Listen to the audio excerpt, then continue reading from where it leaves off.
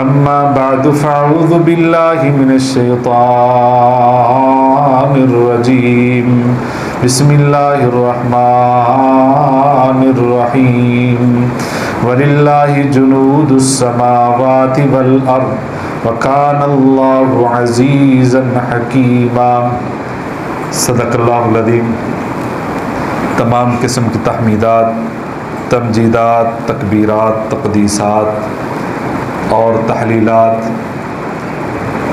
اللہ رب الجلال والاکرام کے لیے بے شمار لا تعداد ان گنت بے حد و حساب درود و سلام سرور کائنات امام الانبیاء احمد مجتبیٰ حضرت محمد الرسول اللہ صلی اللہ علیہ وسلم کی ذات مقدسہ مطہرہ پر، بے شمار رحمت نازل ہوں اہل بیت پر، صحابہ کرام پر، تابعین اعظام پر، اولیاء کرام پر اور ائمہ کرام پر۔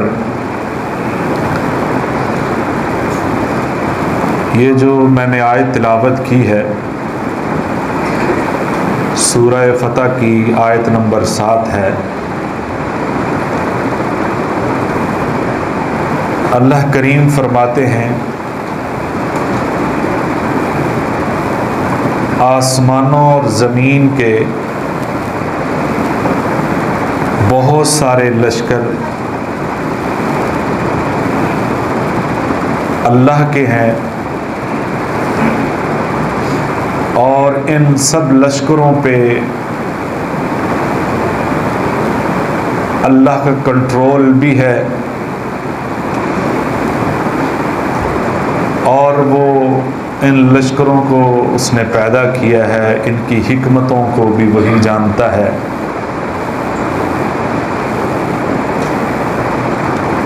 اور اللہ نے جتنے بھی یہ لشکر پیدا کیے ہیں زمین پر، خاص طور پر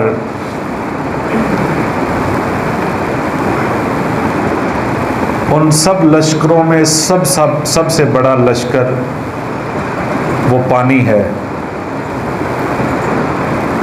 جس کا 72% زمین پر موجود ہے، اور 27 سے کچھ اوپر 27-28 جو ہے وہ خشکی ہے، جس کے اوپر انسان بستے ہیں۔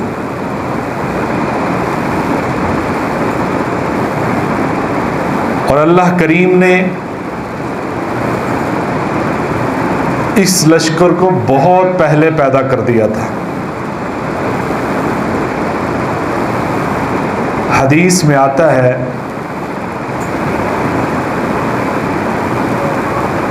کہ اللہ کریم نے زمین و آسمان کی تقدیروں کو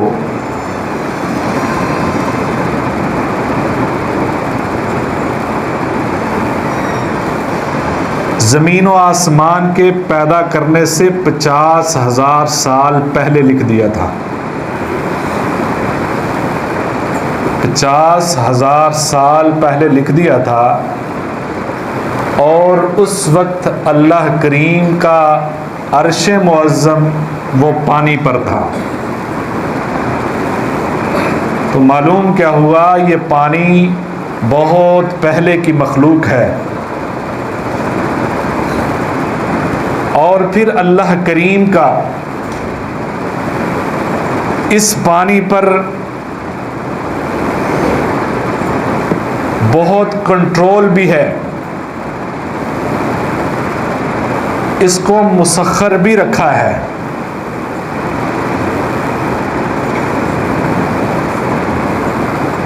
اور اس کے علاوہ جتنے بھی لشکر ہیں ان سب لشکروں پہ اللہ کریم کا قبضہ ہے، پورا کنٹرول ہے۔ اتنا کنٹرول ہے کہ حضرت موسیٰ علیہ السلام کا وہ واقعہ ذہن میں لائیے کہ جب اپنی فوجوں کو لے کر فرعون سے جان چھڑا کر جا رہے تھے، فرعون کی فوجیں پیچھے لگ گئی تھی اور آگے دریا آ گیا تھا۔ تو پھر اس وقت پریشانی ہوئی، اللہ کریم نے کہا آپ پریشان نہ ہو، اور پھر اللہ نے اس پانی کو پھاڑ دیا۔ قرآن مجید کے اندر ہے کہ ہم نے اس پانی کو پھاڑ کر راستہ بنا دیا، یعنی پانی اتنا گہرا ہے، اللہ کا اس پہ کنٹرول ہے، پانی کو روک دیا، پانی رکتا نہیں ہے۔ آپ ایک تالاب میں یا ایک ٹب میں پانی ڈالیں، اس میں ایک ڈھونگا نکال لیں پانی کا، وہ سطح اپنی فوراً ہموار کر لیتا ہے، لیکن وہاں پانی کو کنٹرول کس نے کیا کہ 12 راستے بنا دیے اور پانی اپنی جگہ پہ ٹھہر گیا، اس میں حضرت موسیٰ علیہ السلام گزر جاتے ہیں۔ ثم اغرقنا الآخرین، اور اسی پانی میں تھوڑے ہی وقت کے بعد فرعون کو فوجوں سمیت غرق کر دیا۔ تو یہ کنٹرول کس کا ہے؟ چاہے تو وہ روک لے، چاہے تو چلا دے، تو کنٹرول اس کا ہے۔ جتنا بھی پانی ہے، یہ جتنی مرضی یہ مخلوق ہے، یہ اللہ کا لشکر ہے، لیکن کنٹرول اس کا ہے۔ حدیث پاک کے اندر موجود ہے، ایک بندہ دوسرے بندے سے لین دین کرتا ہے اور وہ کہتا ہے مجھے کچھ پیسے چاہیے۔ اس نے کہا جی میں پیسے دے دیتا ہوں، لیکن کوئی گواہ تو ہونا چاہیے، اصولاً کوئی گواہ دیں۔ اس نے کہا جی میں تو کسی کو نہیں جانتا، ہاں میں اللہ کو گواہ بناتا۔ اس نے کہا اگر اللہ کو گواہ بناتے ہیں تو پیچھے کچھ نہیں رہا۔ اس نے وہ قرض اس کو دے دیا، اس نے وعدہ کر لیا فلاں وقت کو میں آپ کو ادا کر دوں گا۔ جب وہ وقت آیا تو بڑا پریشان ہوا کہ راستے میں دریا بہتا ہے، راستہ نہیں ہے، اس کا راستہ ختم ہو گیا ہے، جو کوئی راستہ بنا تھا اس کی رکاوٹ بن گئی۔ اس نے ایک لکڑی لی، اس کے لکڑی کے اندر جگہ بنائی اور اس میں لپیٹ کر وہ پیسے رکھ دیے اور کہا اللہ یہ لکڑی میرے اس دوست تک پہنچا دے۔ سمندر برد کر دی، دریا برد کر دی کہ اللہ تجھے ہی گواہ بنایا تھا، اب اس لکڑی کو اس بندے تک تو ہی بنا دے، پہنچا دے۔ وہ دن آیا، وہ بندہ روز آتا ہے کہ اس راستے سے، اس بیڑی سے، اس کشتی سے اس نے آنا تھا، یہاں کشتی بھی نہیں ہے، پہنچے گا کیسے؟ وہ جس دن اس کا وعدہ آیا وہ وہاں آیا، دیکھتا رہا، انتظار کرتا رہا، لیکن وہ بندہ وہاں پہ نہیں آیا۔ جب جانے لگا تو اس نے دیکھا کہ ایک لکڑی تیرتی ہوئی آ رہی ہے۔ ایسے ہی ذہن میں آیا کہ اس لکڑی کو چلو لے جاتا ہوں، گھر میں جا کر ایندھن کے کام آئے گی۔ اس نے وہ جاتے ہوئے، جس طرح کے پہلے بزرگ جو ہوتے تھے جب گھر کو واپس پلٹتے تھے، راستے میں اگر کوئی لکڑی نظر آتی تھی وہ اٹھا لاتے تھے کہ بالن کے کام آئے گی۔ جس طرح ابھی آپ نے دیکھا ہے سیلاب کے علاقوں میں کس طرح لوگوں نے اپنے جانیں بھی قربان کر دی ہیں کہ لکڑی اکٹھے کر دے، اتنا تیز پانی ہے، لکڑیاں نکالتے ہیں اور وہ پانی کے نظر ہو جاتے ہیں۔ بہرحال اس نے وہ لکڑی اٹھا لی، گھر جا کر اس نے اس کو توڑا تو اس میں وہ خط بھی تھا، پیسے بھی تھے، بھائی کہ میں پہنچ نہیں سکا، یہ لکڑی اللہ کے سپرد کر دی ہے تو یہ اللہ آپ تک پہنچا دے گا۔ وہ لکڑی اس تک پہنچی، وہ پیسے اس تک پہنچ گئے۔ تو یہاں محدثین نے استدلال یہ کیا ہے کہ اس پانی پہ کنٹرول کس کا ہے جس نے وہ لکڑی اس بندے تک پہنچا دی ہے؟ وہ اللہ کا ہے۔ اس لکڑی پہ کنٹرول اللہ کا ہے۔ اللہ کا اس لشکر پہ اتنا کنٹرول ہے کہ بین البحرین حاجزا، اللہ نے اس پانی کے اندر اتنے بڑے پردے رکھ دیے ہیں کہ ایک طرف کڑوا پانی ہے، ایک طرف میٹھا پانی ہے، آپس میں مکس نہیں ہوتے ہیں، آپس میں ملتے نہیں ہیں۔ خلیج فارس کے اندر ایک سمندر کی ایسی جگہ بھی ہے یہاں کے اوپر پانی آب شور ہے کہ سمندر کا پانی اتنا کڑوا ہے کہ اس کو آپ منہ پہ زبان پہ لگا نہیں سکتے۔ اس پانی کی تہ میں آبیس وہ ایسا پانی ہے کہ جو پینے کے قابل ہے، وہ ایسا پانی ہے جو اس کے نیچے سے بہتا ہے، وہ آب شفا ہے، لوگ اس کو پیتے ہیں، اس سے بندوبست نکال کے پانی وہاں سے نکالا جاتا تھا، پیا جاتا تھا۔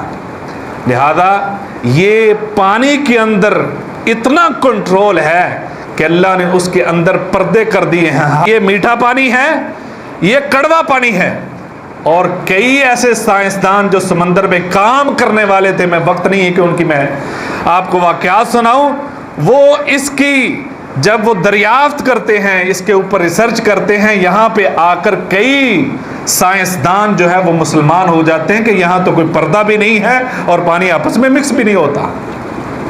اس پانی پہ، اس لشکر پہ کنٹرول کس کا ہے؟ اللہ کریم کا ہے، اس کو پیدا کیا ہے۔ اور ایسا کنٹرول ہے کہ اللہ کریم جب چاہیں، جہاں چاہیں، اپنے ایک اور لشکر کی ڈیوٹی لگاتے ہیں کہ وہ اس پانی کو اٹھاتا ہے اور جہاں اللہ کا حکم ہوتا ہے وہاں جا کر برساتا ہے۔ اس کو کون سا کہتے ہیں؟ سسٹم کون سا ہے؟ وہ سسٹم ہے loader air system. Loader air system, ہمارے پاس لوڈر رکشے ہیں نا، لوڈر گاڑیاں ہیں، جہاز ہیں، ٹرینیں ہیں۔ اللہ کا ایک لشکر ہے، وہ ہوا ہے، وہ فضا ہے، وہ ہوا کے اندر اس پانی کو لوڈ کرتا ہے۔ آپ بتائیں کہ اگر یہ سسٹم نہ ہوتا، ہمیں پانی کی ضرورت ہوتی تو کتنا خرچ آتا؟ اگر جدید ترین دور کے اندر ہیلی کاپٹر کے ذریعے بھی پانی برسایا جاتا ہے، اور جو مصنوعی طریقے ایجاد کیے ہیں اس کے ذریعے بھی بعض علاقوں میں پانی برسایا جاتا ہے، اور وہ مہنگا ترین سسٹم ہے، اگر سمندر سے پانی اٹھا کر ابھی تھل کے علاقے میں پہنچانا ہوتا، فیصل آباد میں پہنچانا ہوتا، تو کتنا مہنگا ہوتا؟ یہ کوئی کر سکتا تھا؟ کر ہی نہیں سکتا تھا۔ اگر بہت زیادہ ضرورت تھی، انتہا ہو جاتی، تو وہ سسٹم بنا سکتا تھا، لیکن وہ اس طرح کا نہیں ہوتا جس طرح کے آسمان سے پانی برستا ہے۔ اور پھر آپ نے حکیموں کو دیکھا ہے یا جانتے ہیں جو لوگ، عرق کشید کیا جاتا ہے۔ اگر آپ سونف کا عرق نکالیں گے، حالانکہ وہ عرق نکالنے کا سسٹم اسی طریقے سے ہے جس طرح کے بارش برستی ہے، یعنی وہ اس سے نکالا جاتا ہے، جو جانتے ہیں ان کو پتہ ہے۔ اسی طرح یہ پانی اٹھایا جاتا ہے، جہاں سے اٹھایا جاتا ہے پانی وہ کڑوا پانی ہے، سمندر کا پانی کڑوا ہے، وہ پینے کے قابل نہیں ہے۔ عرق جب کشید کیا جاتا ہے، سونف ہے، گلاب ہے، جس چیز کا بھی ہے، جس چیز سے کشید کیا جاتا ہے اس کا پورا ذائقہ موجود ہوتا ہے، اور جس سے کشید کیا جاتا ہے اس کی سمیل موجود ہوتی ہے۔ لیکن سمندر کا ایسا اللہ نے یہ لوڈر ایئر سسٹم بنایا ہے، وہاں سے پانی جب اٹھایا جاتا ہے، جہاں بھی برسایا جائے گا، نہ اس کا ذائقہ ہے، نہ اس کی سمیل ہے، اور وہ آب شفا ہو جاتا ہے، پینے کے قابل ہو جاتا ہے۔ اور اس کو فلٹر کون کرتا ہے؟ وہ فلٹریشن کا سسٹم کس نے بنایا ہے؟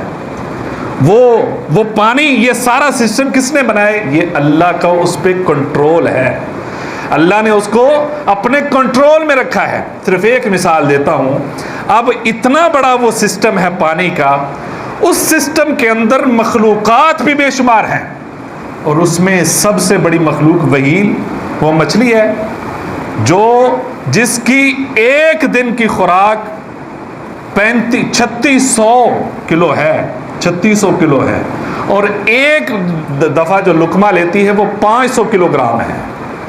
ایک دفعہ جو لقمہ لیتی ہے خوراک کا وہ 500 کلو، کون بندوبست کرتا ہے اس کا؟ اور اس کی زبان کا حجم جو ہے وہ ایک ہاتھی کے برابر ہے، اس کی زبان کا حجم ایک ہاتھی کے برابر، اس کے اندر جو دل ہے، جو ایک مناسب گاڑی ہوتی ہے اس کے برابر ہوتا ہے۔ یہ کس نے بنایا ہے؟ اس مخلوق میں آگے اللہ نے جو مخلوق کی ہے اس پہ بھی کنٹرول اسی مالک کا ہے۔ اس کو خوراک دینے والی ذات بھی وہی ہے، اس تک خوراک پہنچاتی جو روزانہ پہنچاتی ہے وہی ذات پہنچاتی ہے۔ لہذا یہ اللہ نے مخلوق پیدا کی ہے اور جب چاہتا ہے اس مخلوق میں وہ جس کو ضرورت ہوتی ہے اس تک پہنچاتا ہے، اور اسی نعمت کو بعض دفعہ اس کے اندر جب بے اعتدالی آتی ہے وہ آزمائش بھی بن جاتی ہے۔ وہ ان انسانوں کے لیے آزمائش بن جاتی ہے۔ وہ کس طرح؟ ایک قوم کا اللہ نے ذکر کیا ہے، سیل العرم، سورۃ سبا کے اندر اس کا ذکر موجود ہے، دوسرے رکوع کے اندر اللہ کریم نے ان کا پورا ایک ذکر کیا۔ یہ قوم ایسی تھی، ان کے علاقے میں سرسبز و شادابی بہت تھی اور پہاڑوں کے درمیان یہ علاقہ تھا۔ انہوں نے اس وقت جدید ترین سسٹم ایجاد کیا جس کو آج کل ہم ڈیم کے نام سے جانتے ہیں۔ انہوں نے بڑے بڑے بند باندھے پہاڑوں کے درمیان، وہ بلند 600 فٹ تک، 600 میٹر تک بلند تھے۔ وہ انہوں نے بند باندھے، بارش برستی تھی، آسمانوں سے کا سارا پانی اکٹھا ہو جاتا تھا۔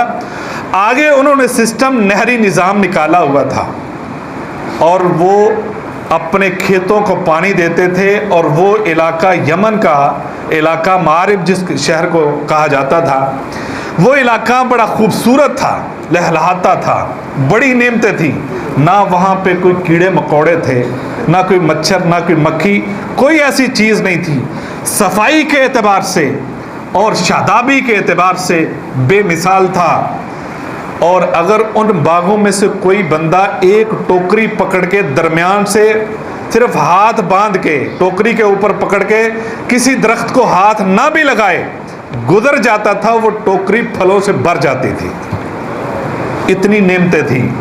اللہ نے ان سے کہا کہ یہ نعمتیں ہیں تمہارے لیے، لقد کان لسبع فی مسکنہم آیہ جنتان عن یمین و شمال کلوا من رزق ربکم واشکروا لہ بلدۃ طیبۃ ورب غفور۔ اللہ نے کہا یہ ساری نعمتیں تمہارے لیے ہیں، یہ ساری خوبصورت کھیتیاں تمہارے لیے ہیں، یہ باغات تمہارے لیے ہیں، یہ اس کی ناز و نعمتیں تمہارے لیے ہیں، ان کو کھاؤ، اس کے مزے لو، لیکن اس کے ساتھ ساتھ اس ذات کا شکریہ ادا کرو جس نے یہ نعمتیں تمہیں دی ہیں۔ ایک ڈیوٹی لگائی، وَاشْكُرُوا لَهُ بَلْدَةٌ طَيِّبَةٌ، یعنی بڑا پاکیزہ شہر تھا وہ، اور اللہ نے کہا شکریہ ادا کرو۔ لیکن جب بندہ کوئی اپنی ایجاد کرتا ہے اس کو اس پہ بڑا ناز ہوتا ہے، غرور میں آ جاتا ہے، تکبر میں آ جاتا ہے، اپنی کو ایجاد کرتا ہے، بار بار کہتا ہے کہ دیکھو کیسی بنائی، کیسا بنا ہے۔ بعض دفعہ خواتین کھانا بناتی ہیں نا، ان کی اپنی ایک ایجاد ہوتی ہے، تو وہ روز پوچھتی ہیں کہ کیسا بنا ہے، اچھا بنا ہے کہ نہیں بنا ہے۔ انہوں نے اس پہ محنت کی ہے، کریٹ کیا ہے، اور ان کو شاباش بھی دینی چاہیے، کیونکہ جس کی اپنی کوشش ہوتی ہے اس پہ کہیں نہ کہیں اپنی انا کبھی شامل ہو جاتی ہے جب شکریہ کا عنصر موجود نہ ہو، شکریہ ختم ہوا۔ انہوں نے سمجھا یہ ڈیم تو ہماری محنت سے بنے ہیں، ہم نے اپنے شعور سے، اپنی عقل کو استعمال کر کے یہ ٹیکنالوجی ایجاد کی ہے، اس وجہ سے ہماری کھیتوں کو پانی لگتا ہے، باغات کو پانی لگتا ہے، ضرورت نہیں ہے۔ بعض تفاسیر میں لکھا ہے اللہ نے ایک چوہے کی ڈیوٹی لگائی، ایک چوہے کی ڈیوٹی لگائی۔ لشکر اللہ کے ہیں، اللہ لشکروں سے کام لیتا ہے۔ وہ ڈیم کی تہہ میں داخل ہو گیا اور اس نے سوراخ کرنا شروع کر دیا۔ سوراخ چھوٹا سا بنا، آپ کو پتہ ہے پانی گزرنے کی جگہ بنی نہیں تو سارا وہ ٹوٹ جاتا ہے۔ بند ٹوٹا، سیل العرم وبدلناہم بجنتین، وہ سارا جو ہے فارضوا فرسلنا علیہم سیل العرم، انہوں نے اعراض کر لیا، اللہ سے منہ موڑ لیا، اللہ سے پلٹا کھا لیا، بھول گئے اللہ کو۔ اللہ کہتے ہیں پھر ہم نے انہیں پر ڈیم کو توڑ دیا، ان کے بند کو توڑ دیا تو بہو برباد ہو گئے۔ وہی پھل جو اتنے پاکیزہ تھے، جو اتنے خوبصورت تھے، جو اتنے میٹھے تھے، انہی جگہوں پہ اگر پھل لگتے بھی ہیں وہ کڑوے ہوتے ہیں، وہ برباد ہو گئے۔ لہذا یہ ایک ایسی قوم تھی جنہوں نے شکری کی ہے اور اللہ کے کہنے کے باوجود کی۔ ایک اور قوم تھی جس کو قوم نوح کہا جاتا ہے، اللہ نے ان سے بھی کہا کہ شکریہ ادا کرو، اپنے پیغمبر کی، جو ہم نے پیغمبر بھیجا ہے اس کی اطاعت کرو۔ پیغمبر نے 950 سال تبلیغ کی، بات مان لو، شرک نہ کرو۔ حضرت عبداللہ بن عباس رضی اللہ تعالیٰ عنہ فرماتے ہیں اس قوم کے اندر وہ ایسی قوم ہے جس نے سب سے پہلے شرک ایجاد کیا ہے۔ اور کس طریقے سے؟ شیطان ان کے پاس آیا، آ کر کہا جو تمہارے نیک بزرگ تھے، بڑے بڑے نیک بزرگ ہیں، ود ہے، سوا ہے، یعوق ہے، یہ 5 قسم کے جو آپ کے بڑے بزرگ تھے وہ فوت ہو چکے ہیں، وہ بڑے نیک تھے، ان کی مورتیاں بناؤ، ان کو سامنے رکھو، آپ کو ان کی یاد ستائے گی، جب آپ کو یاد آئیں گے آپ نیکی کی طرف راغب رہیں گے۔ لہذا ان کو بات اچھی لگی، انہوں نے ان کی مورتیاں بنائی، سامنے رکھی، اور یاد آتے تھے وہ نیکی کے کام میں لگ جاتے۔ بہت اچھی سوچ دی ہے اس نے۔ شیطان بہت اچھی سوچ سے برباد کرتا ہے۔ سوچ ایسی دی کہ آپ کو عقیدت ہوگی، نیکی کی طرف راغب رہے، وہ نسل چلی گئی۔ جب اگلی نسل آئی تو انہوں نے اس کو پوجنا شروع کر دیا، شرک ایجاد ہو گیا۔ شرک سے روکا ان کو، اللہ نے بھی روکا، وہ باز نہیں آئے۔ پھر اللہ نے حضرت نوح علیہ السلام قصہ مختصر ان کو یہ حکم دیا کشتی بناؤ۔ ان کو مذاق کرتے تھے، بلکہ گندگیاں پھینکی کشتی کے اندر جو انہوں نے بنائی تھی، مذاق کرتے تھے۔ نہ والدین کی نافرمانی تھی، اس کی سب سے بڑی مثال حضرت نوح علیہ السلام کا بیٹا بھی تھا، پر بڑا کہا آپ مان جو بیٹا، میری کشتی میں سوار ہو جاؤ، اب بھی واپس پلٹ آؤ۔ والدین کی نافرمانی بہت تھی، شرک بہت تھا، دین کا مذاق اڑایا جاتا تھا، یہ بیماریاں ان کے اندر تھیں۔ اللہ نے ان کو 6 مہینے پانی کے عذاب میں مبتلا کر دیا، غرق کر دیا۔ آپ کو پتہ ہے وہ پوری لمبی تفصیل موجود ہے۔ تیسری ایک قوم اور تھی، وہ فرعون کی قوم تھی، اور فرعون تھا جو تکبر کرتا تھا، جس نے وہ خود بذات خود شرک کی اماجگاہ تھا۔ وہ کہتا تھا انا ربکم الاعلی، میں سب سے بڑا رب ہوں، میری عبادت کرو، اور لوگ اسی کو مانتے تھے، اسی کو پوجتے تھے۔ ظلم کی انتہا تھی۔ اللہ فرماتے ہیں الم یاتہم نبأ الذین من قبلہم قوم نوح وعاد وثمود وقوم ابراہیم والمؤتفکات اتتہم رسلہم بالبینات، ان کے پاس رسول آئے، ان قوموں کے پاس خبریں پہنچی ہیں، رسول پہنچے ہیں۔ فما کان اللہ لیظلمہم، اللہ فرماتے ولیکن کانوا انفسہم یظلمون، اللہ نے ان پر ظلم نہیں کیا، انہوں نے اپنے اوپر خود ظلم کیے ہیں، اس لیے وہ برباد ہوئی ہیں، اس لیے ان کا یہ حال ہوا ہے۔ یہ 3 قسم کے لوگ ہیں جن کا مختصر آپ کے سامنے یاد دہانی کے طور پہ آپ کو رکھا ہے۔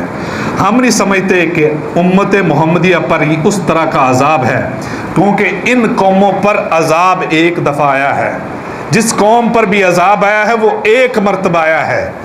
کسی پر پتھروں کا عذاب آیا، کسی پر پانی کا آیا، کسی پر جو ہے وہ چھوٹی چھوٹی مخلوقات کا آیا ہے، کسی پر آگ کا آیا ہے، کسی پر ہواؤں کا آیا ہے، وہ ایک ہی مرتبہ آیا ہے۔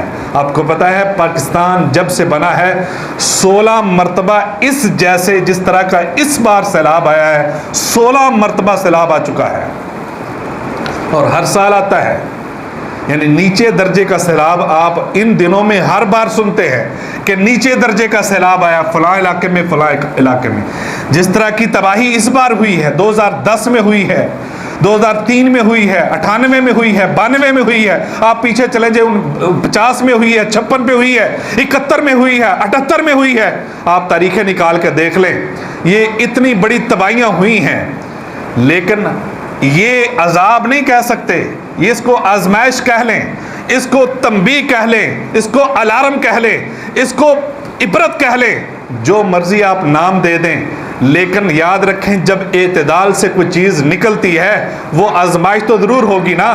کتنا بڑا نقصان ہوا ہے، اگر ہم اتنی مرتبہ بھی اتنا بڑا نقصان ہونے کے بعد بھی ہمارے کانوں پر جوں تک نہیں رینگتی، تو اس کا مطلب ہے احساس جو ہے، ہٹ درمی جو ہے، اس کے اندر کہیں نہ کہیں بلکہ بہت زیادہ فرق ہے۔ احساس نہیں ہے، ہٹ درمی انتہا کی ہے۔ آپ بتائیں، اتنی بڑی تباہی ہوئی ہے، کانوں کو ہاتھ لگاتے ہیں، ہم ویڈیو دیکھ نہیں سکتے، تصویریں دیکھ نہیں سکتے، ان کی داستانیں سن نہیں سکتے۔ اس سیلاب کی تباہ کاریاں ہمارے کانوں کو اگر سنائی جائے تو ہم اتنی سکت نہیں رکھتے، لیکن کیا اس سننے کے بعد، سب کچھ دیکھنے کے بعد، اتنا کچھ ہونے کے بعد اور کورونا آنے کے بعد، یا پانی خشک ہو گیا تھا اس وقت، یا پانی زیادہ بہہ گیا اس وقت، یا اتنا کچھ ہوتا ہے، اس کے بعد کوئی ایک نمازی بڑا ہے؟ مسجدیں آباد ہوئی ہیں، ہماری ایمانداری میں اضافہ ہوا ہے، بلکہ ہماری بے ایمانی میں اضافہ ہوا ہے۔ ہم نے ہر وہ چیز مہنگی کر دی ہے کہ جو ان لوگوں کے استعمال میں آ سکتی تھی، ہم نے ہر وہ چیز ذخیرہ کر لی ہے جو آنے والے وقت میں اور مہنگی ہو سکتی ہے۔ یہ ہٹ درمی ہے، یہ احساس محرومی ہے، احساس زیاں جاتا رہا۔ یہ ناکامی کیوں ہے؟ اس لیے کہ ہمیں کم از کم اپنے گریبانوں میں ایک دفعہ ضرور جھانکنا چاہیے کہ اتنا کچھ ہوا ہے، اور ان قوموں پہ ایک دفعہ عذاب آیا ہے، دوبارہ وہ اٹھنے کے قابل نہیں ہوئی۔ ہم کتنے ہٹ درم ہیں، اتنی بار آزمائشیں آ چکی ہیں، اتنا نقصان ہو چکا ہے، زلزلے کی زد میں کیا کچھ نہیں ہوا۔ کون سا فرق پڑا ہے دین کے اعتبار سے، اللہ کی فرمانبرداری کے اعتبار سے، یا اطاعت رسول کے اعتبار سے کتنا فرق پڑا ہے، کتنے فیصد ہمارے ایمانوں میں اضافہ ہوا ہے؟ یہ سوچنے کی بات ہے، فکر کرنے کی بات ہے۔ اللہ عمل کی توفیق عطا فرمائے۔ وآخر دعوانا الحمدللہ۔